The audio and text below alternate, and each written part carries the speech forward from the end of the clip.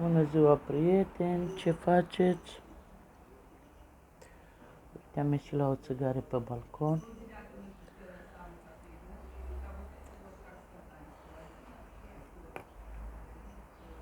M-am trezit de dimineață, am băut cafeluța,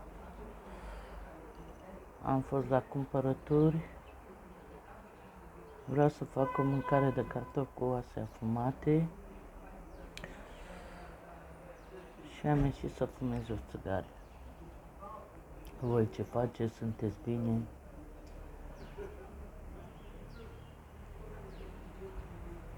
Vă rog să vă abonați la canalul meu, Florina Văduva, să aflați mai multe despre mine, ce fac, unde mă duc, cu ce mă ocup, ce mănânc. Sunt în Germania.